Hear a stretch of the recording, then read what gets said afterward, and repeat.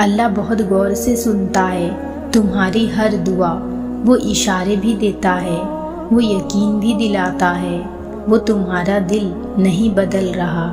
اس کا مطلب کوئی تو معجزہ ابھی ہونا باقی ہے۔ اپنے دل کا حال صرف پیارے اللہ کو سناؤ، لیکن کبھی بھی اللہ کی رحمت سے مایوس مت ہونا۔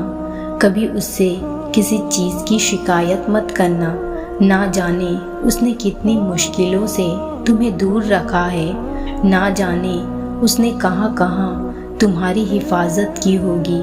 اس کی محبت کا اندازہ کوئی نہیں لگا سکتا۔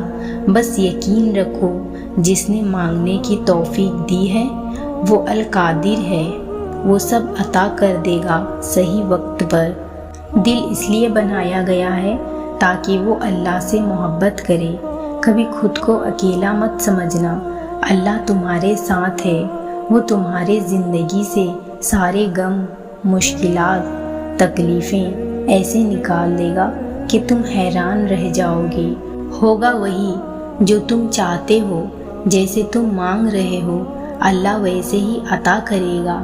اگر تمہیں تکلیف نہیں ہوگی تو تم سمجھ ہی نہیں پاؤ گے اللہ تم سے کتنی محبت کرتا ہے۔ جب سب ساتھ چھوڑ دیتے ہیں نا، تب بس ایک واحد ذات اللہ کی ہی ہوتی ہے جو تمہیں سکون دیتی ہے۔ اللہ کی محبت اتنی خاص ہے کہ اگر انسان جائے نماز پر صرف سر جھکا کر بیٹھا رہے، کچھ نہ بھی بولے، تب بھی وہ رب کچھ لمحوں بعد ایسا سکون بندے کے دل میں اتار دیتا ہے کہ لگتا ہے جیسے نا امید مت ہو، میں ہوں نا، سب ٹھیک کر دوں گا۔ ان منزلوں پر خوش ہو جاؤ جو اللہ نے تمہارے لیے چنی ہے، پھر وہ تمہیں ان منزلوں تک لے جائے گا جن تک تم پہنچنا چاہتے ہو۔ تمہارا یقین اور تمہاری دعائیں ہی تمہارا مقدر ہوتی ہیں۔ اللہ آزماتا انہیں ہے جن سے وہ محبت کرتا ہے۔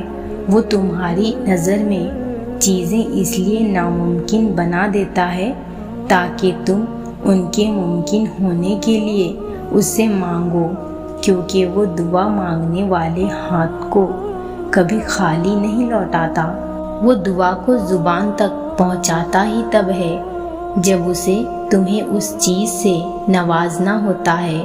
نہ دیر سے ملتا ہے اور نہ ہی جلد، بس اللہ کی رضا کے مطابق ملتا ہے، اور بے شمار ملتا ہے جب تم اس کی رضا میں راضی ہو جاتے ہو۔